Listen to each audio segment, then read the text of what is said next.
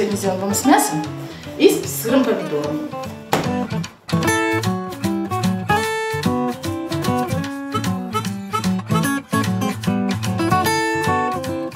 Я замешиваю тесто. Обычно соль, вода, мука, немножко растительного масла и буквально там 3-4 капельки уксуса.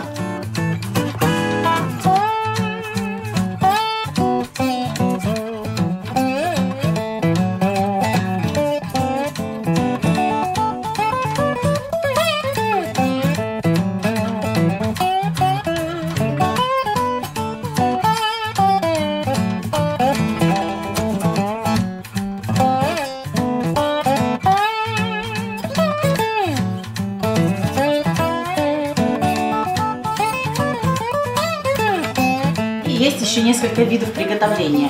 Жареный на масле и жареный на сухой сковороде, и после уже смазанный сливочным маслом.